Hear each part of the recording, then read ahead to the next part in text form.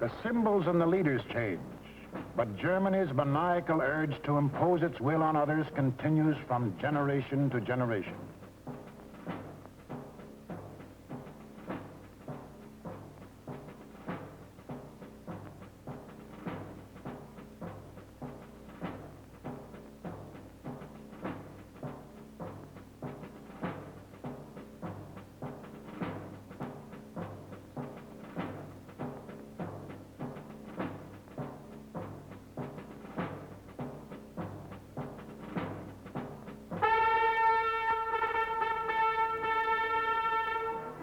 In the last 75 years, this madness has cost the world more than 20 million killed, more than 60 million wounded, more than 200 million made homeless.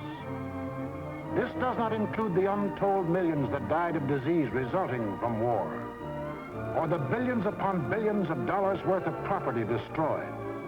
Nor does this include the grief, the anguish, the misery, the terror that the world has suffered, due to the Germans' insane passion to enforce their rule upon their neighbors. This passion for conquest reached its hysterical climax when Adolf Hitler enthroned himself as God and the German Führer.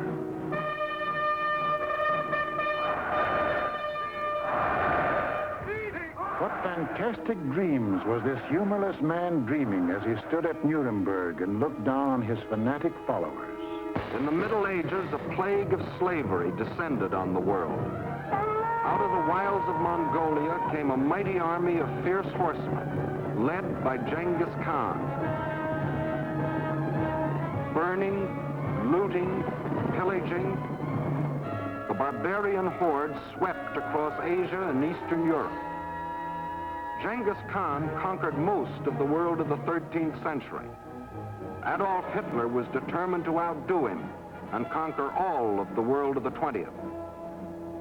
Set up at Munich was an institute devoted to the little-known science of geopolitics, vaguely defined as the military control of space. Germany's leading geopolitician, a former general, Karl Haushofer, was head man. Here was gathered together more information about your hometown than you yourself know.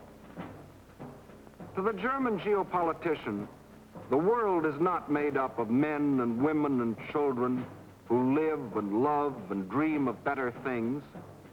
It is made up of only two elements, labor and raw materials.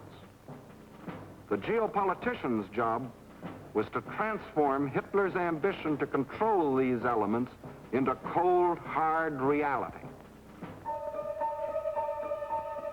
On their map, our planet is neatly divided into land and water. Water forms 3/4 of the Earth's surface, land only 1/4. And in that 1/4 of the Earth's surface lies the world's wealth, all its natural resources.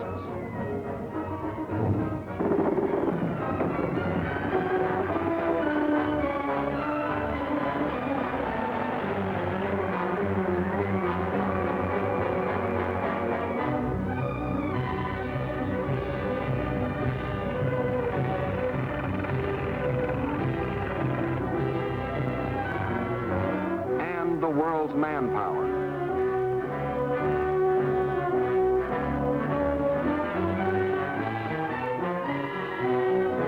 Control the land and you control the world. That was Hitler's theory. This all-important land, the geopoliticians now break up into two areas. One, the Western Hemisphere, which, together with Australia and all the islands of the world, including Japan, comprises 1/3 of the land area. The other area, which consists of Europe, Asia, and Africa, makes up the other 2/3. This supercontinent, which they call the World Island, is not only twice as large as the rest of the land area, but also includes 7/8 of the world's population. The heart of this world island comprises Eastern Europe and most of Asia. This they call the Heartland, which just about coincides with the old empire of Genghis Khan.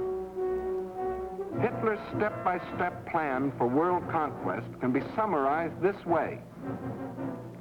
Conquer Eastern Europe, and you dominate the heartland. Conquer the heartland, and you dominate the world island. Conquer the world island, and you dominate the world. That was the dream in Hitler's mind as he stood at Nuremberg. Hitler, Sieg Heil! Sieg Heil! With pagan pageantry, the district leaders from all over Germany swore personal allegiance to him, hypnotized with the belief that they were members of a master race.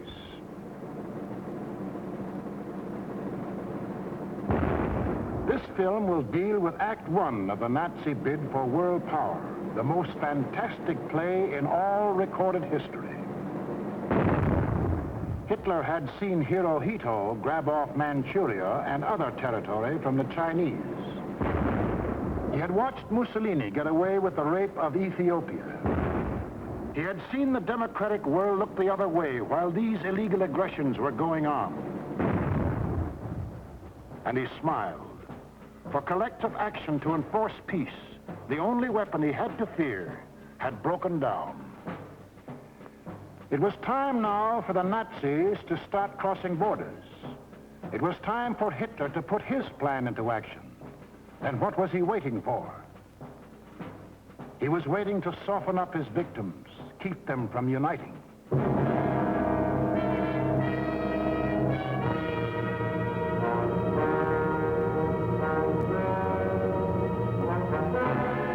For the softening up process, he sent his agents all over the world disguised as tourists, students, and commercial travelers. Payoff men like Ribbentrop came too, to bribe, threaten, and form local fascist parties such as de Grelle and his Rexist party in Belgium, Henlein in Czechoslovakia, Seyss-Inquart and his National Socialists in Austria. In Britain, Sir Oswald Mosley offered himself to the people as a Hitler with an Oxford accent. In other words, I'm told that Hitler is mad. Well, I've got another view myself. Until the day when they would make easy Hitler's actual invasion, these subversive fascist organizations provoked riots and rebellions, creating scenes like these in France.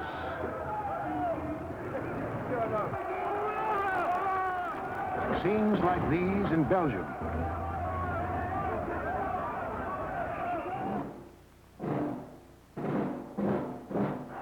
And where do you think this is?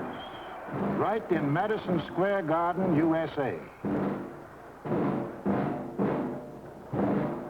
And this is Fritz Kuhn, leader of a German-American Bund, hiding behind the American flag, but taking his orders from Berlin and copying the methods of Berlin.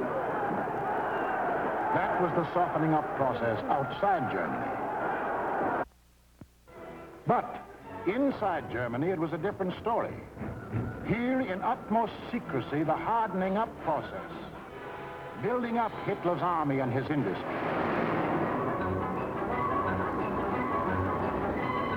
Tell the world we have no raw materials, and never let them see what goes on. Day after day, night after night, month after month, year after year, we must have the world's most powerful club. Forget ours, forget working conditions, forget how to think. Forge the club of blood and iron. Let the democracies talk about freedom. No freedom here. No labor unions. No overtime. The Fuhrer tells you where to work, when to work, how long to work, how much your work is worth. Forge the club of blood and iron. We have a sacred mission. Today we rule Germany. Tomorrow, the world.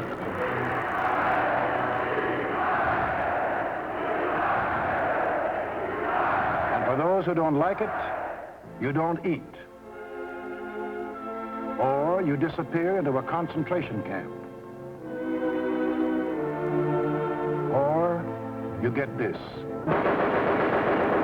And this is the man who gives it to you.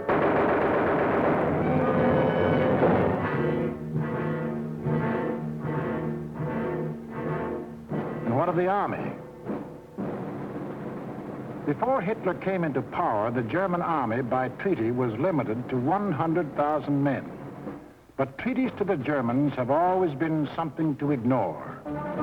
These 100,000 men were, in reality, 100,000 highly trained officers, the men who lead the Nazi regiments today.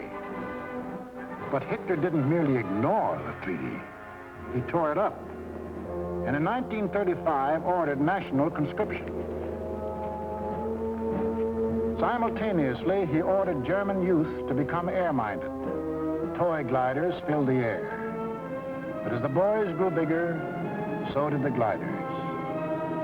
Soon these same youths were trained pilots, flying the new planes the factories were producing. The Luftwaffe was being assembled.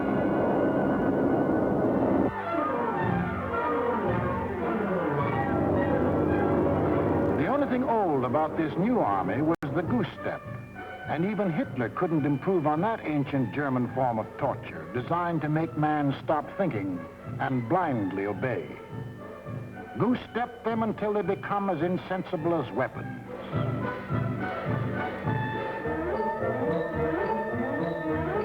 Everything else was new. Tanks, motorized equipment, and one of our own inventions, the dive bomber.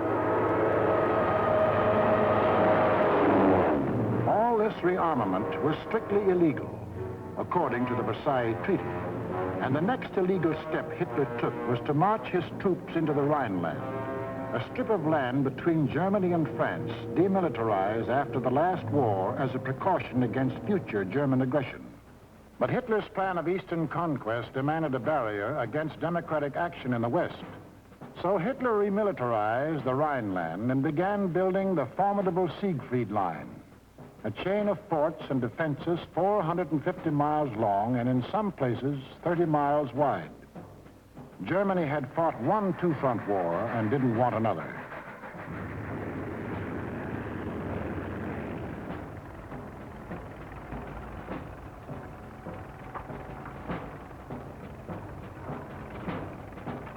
As many as 500,000 men worked as much as 20 hours a day to build 22,000 fortified positions on land, where, by treaty, no German soldier was supposed to set foot.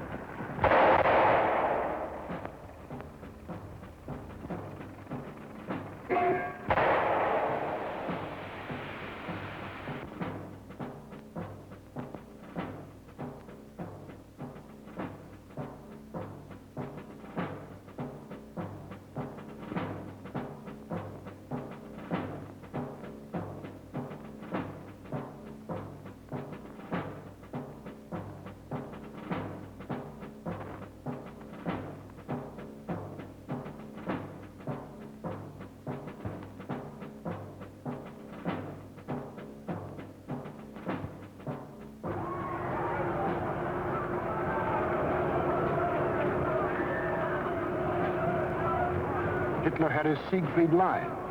He had his equipment. He had his army. Now to unveil the German might and terrorize his intended victims into submission. General staffs all over the world anxiously awaited the report of their military attachés. A would-be peaceful world learned that a vast military power had materialized out of nowhere. A power controlled by one man who tore up treaties as we tear up ticker tape.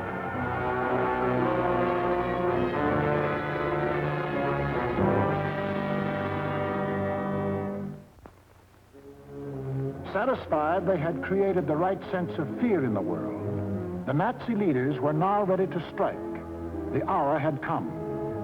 It was time to start conquering Eastern Europe, according to the plan of Hitler's geopoliticians. It was time to win the domination of the heartland. Who would the first victim be? Naturally, the softest, Austria, bite off just enough not to set the world against you. On March the 12th, 1938, without warning, the German armies marched over the Austrian border. It was really only a full-scale invasion test, and Hitler rode in triumph into Vienna. Even the very name of Austria disappeared from the map, though Hitler had promised earlier to the world, the assertion that it is the intention of the German Reich to coerce the Austrian state is absurd. Why was Austria important to Hitler? It put him on the southern flank of Czechoslovakia, and Czechoslovakia was the key to the control of Eastern Europe. The German Chancellor Bismarck explained that years ago when he said, "He who would conquer Europe must first hold the bastions of Bohemia." And Bohemia was now part of Czechoslovakia. But Czechoslovakia was tough. It had a good army. It had good equipment. It had one of the finest munition plants in the world, the Skoda Works, which Hitler wanted very badly. It had incorruptible President Danish. It had a military alliance with France, and France had a military alliance with Britain. Hitler had to move carefully, find excuses to take Czechoslovakia one piece at a time. He found his excuse in the Sudetenland, a portion of Czechoslovakia bordering Germany. Here lived some people of German origin, although they had never been a part of Germany itself. That was Hitler's cue. Completely ignoring the fact that most people who left Germany had done so to get away from things like Hitler, he sprang his pet theory that every person of German blood, no matter where he lived, belonged to the Nazi Reich. Germans or descendants of Germans, often with no more than a drop of German blood in their veins, suddenly learned that they were godlike, not subject to the laws of the land in which they live and to which they owe their allegiance, whether it be Czechoslovakia, Norway, Sweden, China, the United States, or Timbuktu. According to the Nazis, the German was a special creature who remained forever German, to the 6th and 7th generation, and must take his orders from Berlin. Some people we know of German descent think this is a lot of hogwash.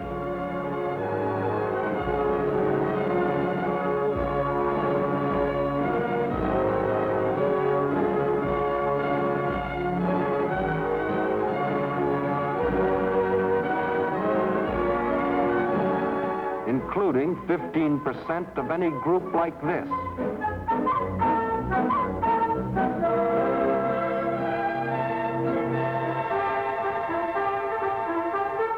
But in the Sudetenland, he found some stooges who fell for this bunk. Konrad Henlein was their Bush League Führer. The people of the Sudetenland were told they should be liberated. They were told Hitler was their liberator. The Nazis smuggled over their standard softening up equipment, blackjacks.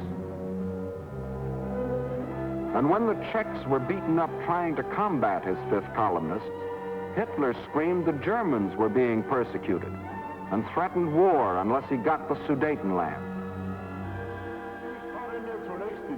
It is the last territorial claim I have to make in Europe. I have assured Mr. Chamberlain, and I repeat it here, that when this problem is solved, there is for Germany no further territorial problem in Europe. We want no Czechs. To the League of Nations, Foreign Minister Maxim Litvinov announced that Russia stood ready to back concerted action against Germany. But once again, there was to be no concerted action.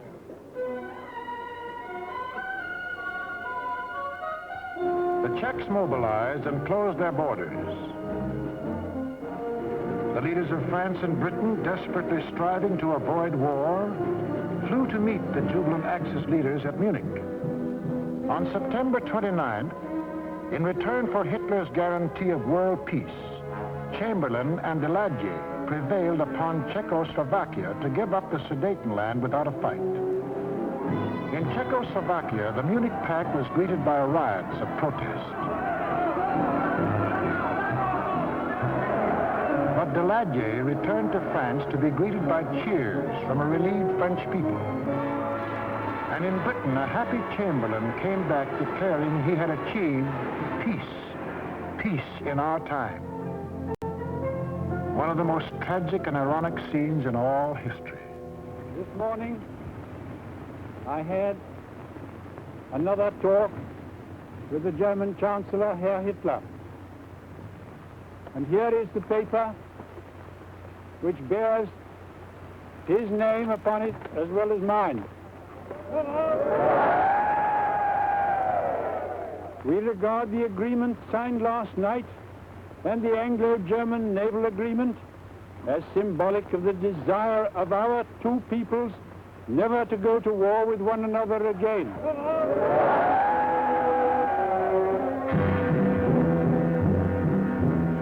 Peace. It wasn't peace. The Nazis hadn't merely got 3 million more souls under the German flag. By taking the Sudetenland, they had made Czechoslovakia defenseless. For in this territory lay the natural defenses, the mountain ranges, and a defensive line of forts considered even stronger than the Maginot Line. Without these fortifications, Czechoslovakia was disarmed, a ripe plum ready to fall into Hitler's lap. Within 6 months of declaring that he wanted no more territory anywhere, he violated the Munich Agreement, marched in, and took the whole of the Czech state, though he had specifically promised, "I have no further interest in the Czechoslovakian state. That is guaranteed. We want no Czechs." Austria and Czechoslovakia were gone without a fight, and Hitler was getting his control of Eastern Europe. Poland was next on the map.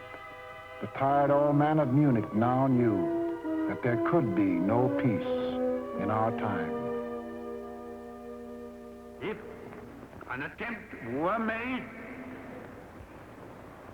to change the situation by force in such a way as to threaten Polish independence, why then that would inevitably start a general conflagration in which this country would be involved. But after his success at Munich, Hitler was sure that France and Britain would not fight. Here's what one of his spokesmen said: "Democracy has no convictions for which people would be willing to stake their lives." But what about the Russians? The lights began to burn all night in Moscow. British and French military missions arrived to confer with the Soviet government. So did German representatives. And on August 21st, 1939, the world was set on its heels by the announcement of a treaty between the Russians and the Germans in which they agreed not to fight each other. Here were the admitted arch-enemies in a state of apparent friendship. It was too fantastic to make any sense. It didn't. The Germans hoped they could lull Russia into a false sense of security, and the Russians needed time to prepare for the fight they knew was coming. They'd read Hitler's book, Mein Kampf, too, and knew he had his eyes on the rich Russian land.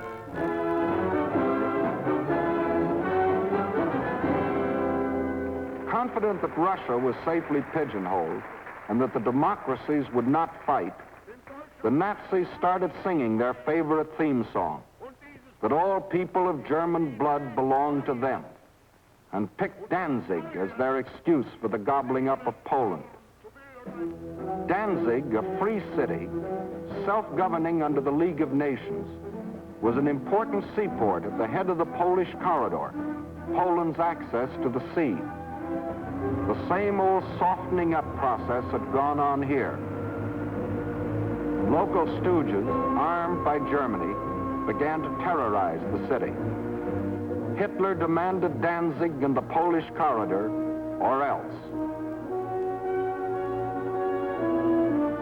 The people of Poland prepared for the inevitable. Although they knew Britain and France had guaranteed their borders, they also knew those countries were a long way off.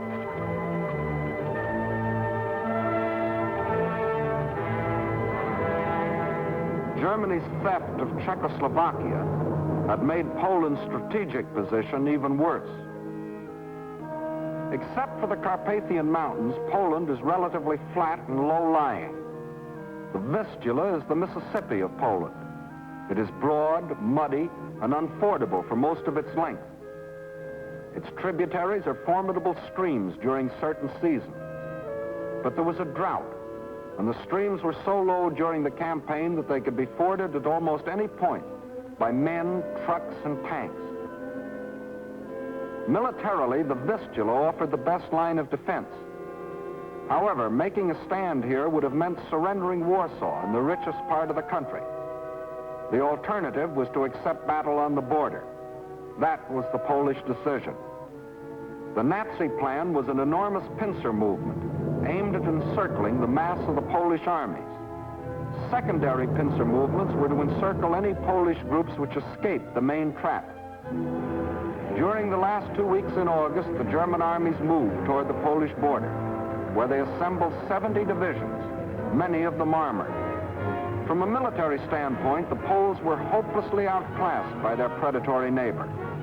They managed to mobilize barely 30 divisions, made up of infantry or horse cavalry. In two important respects, the difference was staggering. The Nazis, 5,000 modern tanks. Poland, 600 nondescript tanks. The German Luftwaffe, 6,000 modern planes. The Polish Air Force, less than 1,000 of inferior types. The German army secretly made ready. The way of living for the next 1,000 years was to be decided.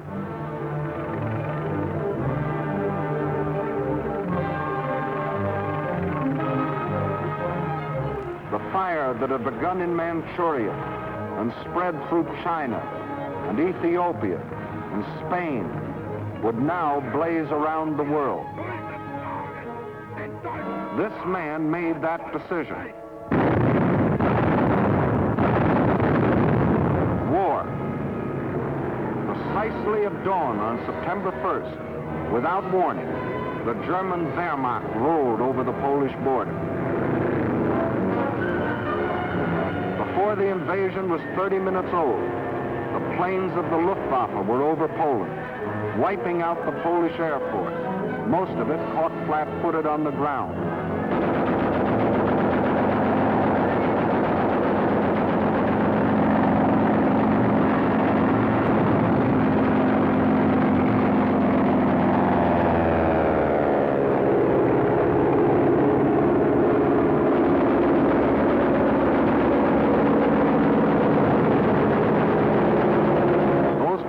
Did get off, faced overwhelming odds and were shot out of the sky.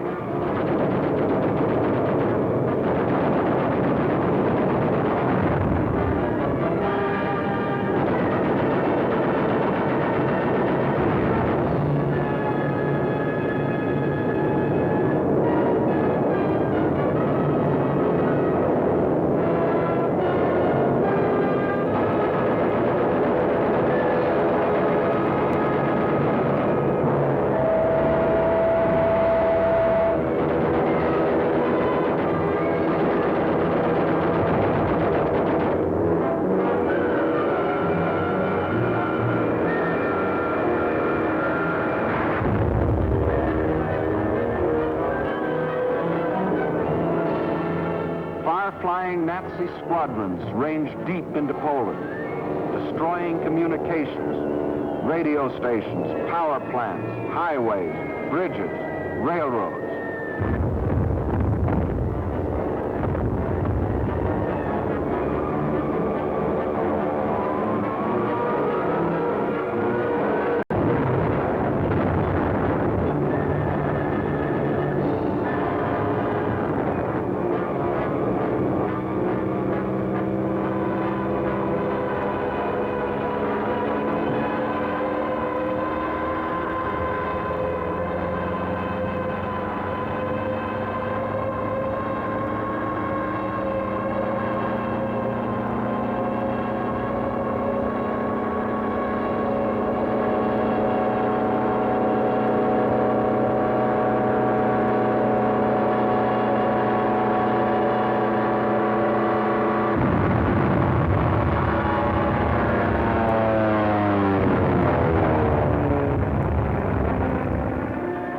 Polish army was disorganized by the loss of its air force and the disruption of communications.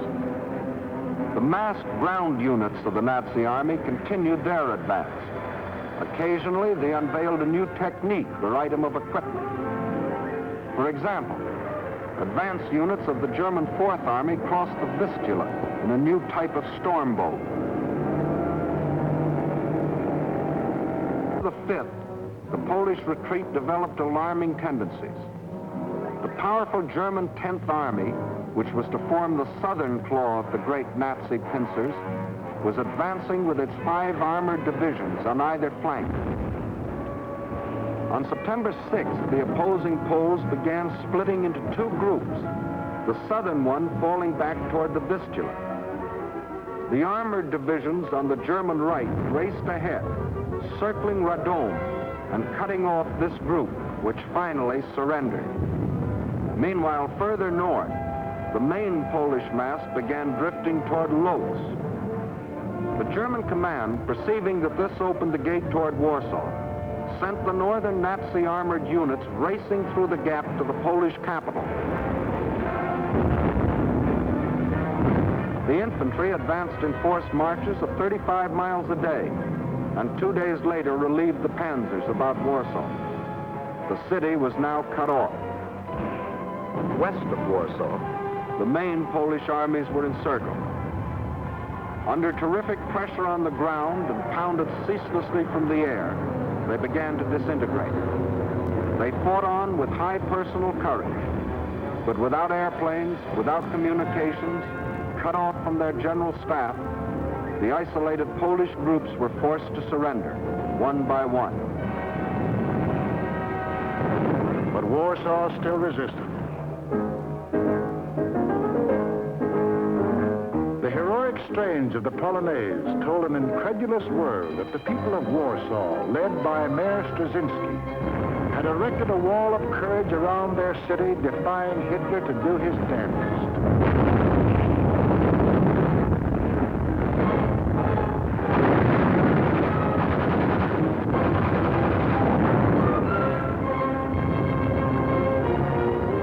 Stopped cold by the city's desperate resistance, the Nazis were forced to send for heavier artillery. The only source of such artillery was Germany's Western Front. With great secrecy, the giant 240-millimeter howitzers were towed at high speed across the highways, which Hitler had built for just such purposes, and set in position around Warsaw. The huge guns subjected the city to a bombardment of incredible fury. Their fire concentrated on the densely populated residential areas.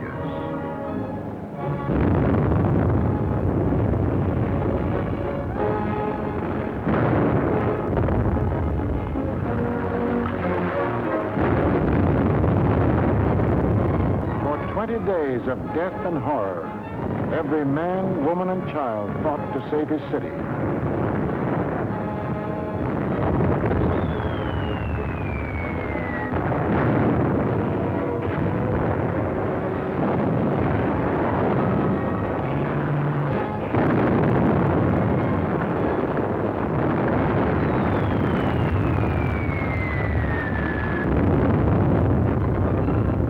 But without food or water, human endurance failed. On September the 27th, the strains of the Polonaise died on the Warsaw radio, and the Polish capital was forced to capitulate.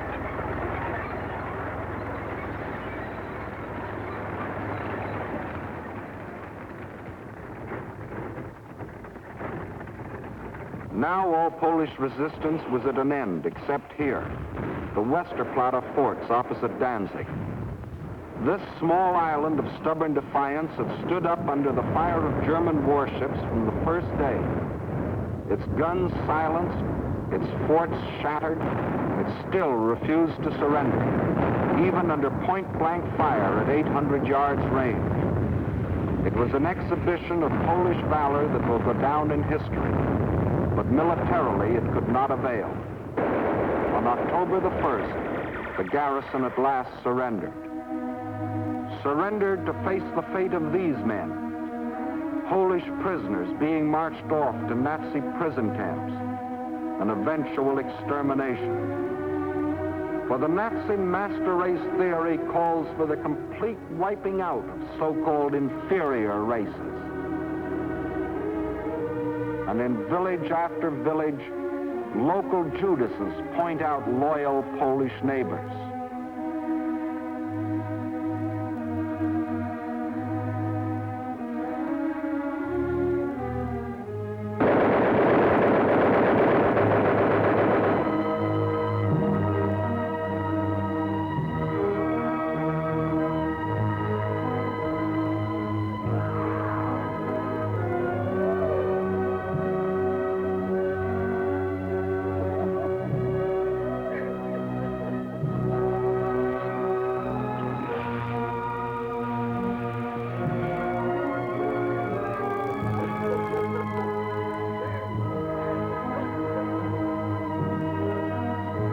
These things the Poles can never forget,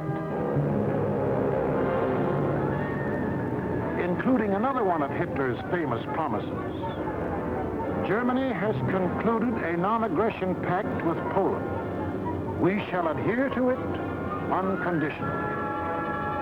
The world now knew that a non-aggression pact with Hitler was the kiss of death.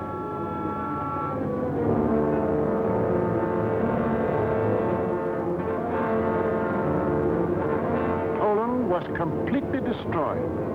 Completely? Not quite. During the last days of the campaign, the Russian army entered eastern Poland and took up positions along the Bug River. The two strongest armies in Europe faced each other. Hitler could decide now whether to keep on heading east or call it quits. He called it quits. Why did Hitler quit here? He had to. To continue a drive to the east would leave Germany facing the threat he had always sworn to avoid, a two-front war. How he met that threat you will see in the next film. What Hitler thought impossible was anything but. The day after Hitler crossed the Polish border, France called up her reservists. Within 24 hours, British planes had bombed German warships in the Kiel Canal.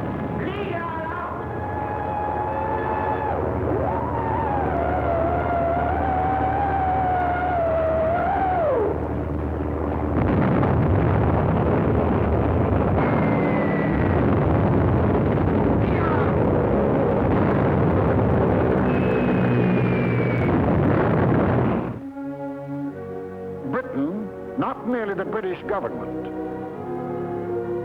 but the British people had declared war. War on Hitler and everything he stood for. The democracies did have convictions for which people were willing to stake their lives. Unprepared? Yes. But that didn't matter.